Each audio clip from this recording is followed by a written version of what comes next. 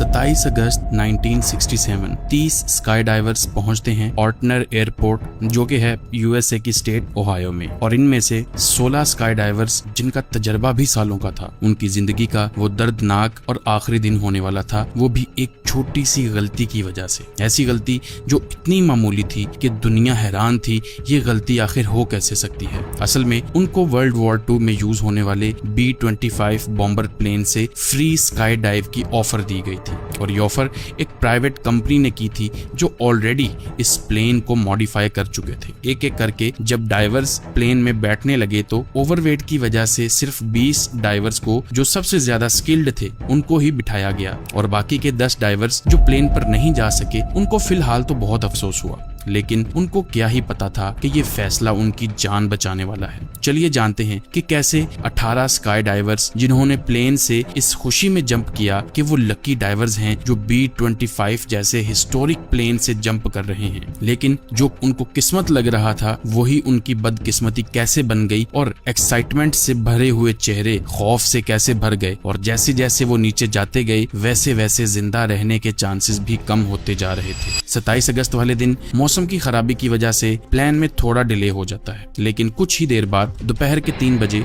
B-25 take off कर जाता है, जिसमें 20 स्काई डाइवर्स होते हैं। प्लान के मुताबिक B-25 बॉम्बर ने टेक ऑफ करके 18 डाइवर्स को 20,000 फीट की हाइट तक लेके जाना था, और इसी एयरपोर्ट के ठीक ऊपर ही इनको ड्रॉप करवाना था। बाकी के 2 डाइवर्स को 30,000 फीट की हाइट से जंप करवाना था। जैसे ही B-25 टेक ऑफ करता है, उसके साथ ही एक छोटा प्लेन सेस्ना 180 भी एयरपोर्ट से टेक ऑफ करता है। इस प्लेन ने सिर्फ 12,000 फीट की हाइट तक रहकर स्काई डाइवर्स की मूवी रिकॉर्ड करनी थी। प्लान के मुताबिक B-25 अपनी यूजुअल स्पीड के साथ टारगेट हाइट तक पहुंच रहा था, और साथ में दोनों पायलट्स एयर ट्रैफिक कंट्रोलर यानी ATC से भी कांटेक्ट में थे, क्योंकि लोकेशन मालूम करना और किसी तरीके से पॉसिबल नहीं था, और ना ही उस दौर में GPS था। ATC से कांटेक्ट करके ही उनको अपनी लोकेशन का पता लगना था। B-25 टारगेटेड एल्टीट्यूड यानी 20,000 फीट की हाइट पर पहुंच चुका था। अब पायलट को सही लोकेशन पर जाके डाइवर्स को ड्रॉप करना था, तो पायलट ने ATC से कांटेक्ट किया। कंट्रोल टावर ने पायलट को बताया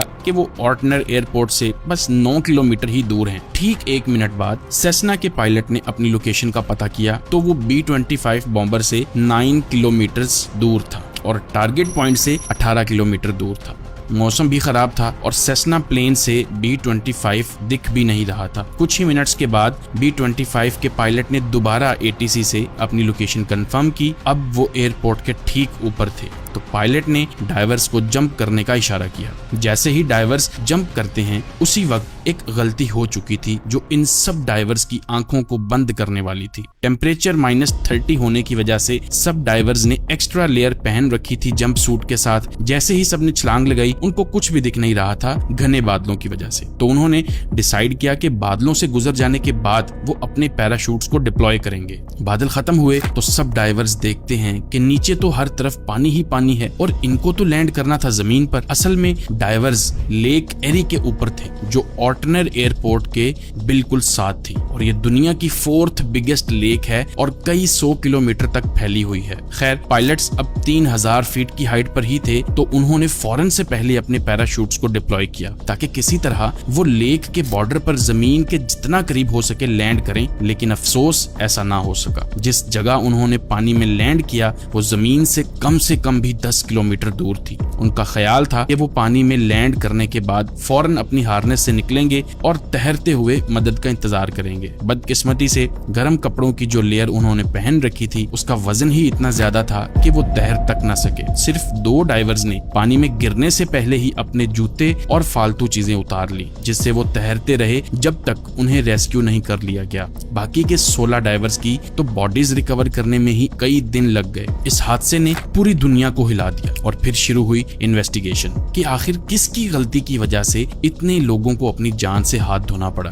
ATC का कहना था कि जब B-25 ने डाइवर्स को ड्रॉप किया, उस टाइम वो लेक एरी से 10 किलोमीटर दूर एयरपोर्ट के बिल्कुल ऊपर थे, और कहने लगे तेज हवाओं की वजह से स्काई डाइवर्स ड्रिफ्ट होकर लेक एरी में जा पहुंचे। ये भी हो सकता था कि वाकई ही स्काई डाइवर्स ड्रिफ्ट होकर लेक के ऊपर गए हों, लेकिन अगर 1 सेकंड के लिए बात मान भी लें तो इसका मतलब ये हुआ हुआ कि हवाओं ने स्काई डाइवर्स को टोटल 20 किलोमीटर ड्रिफ्ट किया था, 10 किलोमीटर ऑर्टनर एयरपोर्ट से और फिर 10 किलोमीटर मजीद लेक के अंदर। एक्सपर्ट्स ने उस दिन की हवा की स्पीड और डाइविंग की ऊंचाई से कैलकुलेशन की तो पता चला कि डाइवर्स ज्यादा से ज्यादा 5 किलोमीटर तक ड्रिफ्ट कर सकते थे। यानी एटीसी के बयान में कुछ ना कुछ गड़बड़ जरूर थी।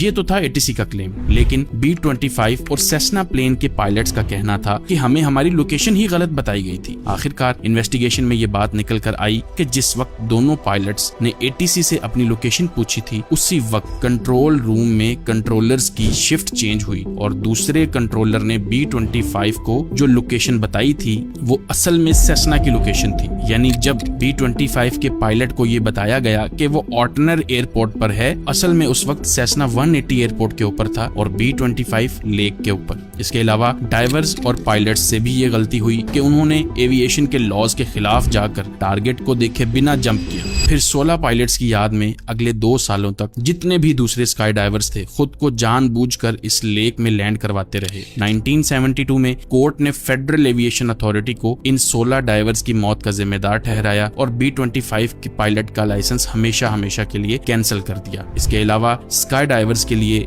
ये रूल बना दिया गया कि वो किसी भी वाटर बॉडी से कम 50 किलोमीटर दूर ही जंप कर सकेंगे। उम्मीद है आपको ये वीडियो पसंद आई होगी। ऐसी ही वीडियोस अगर देखना चाहते हैं तो हमारे चैनल को सब्सक्राइब कर लीजिए। मिलते हैं अगली वीडियो में। अल्लाह हाफिज।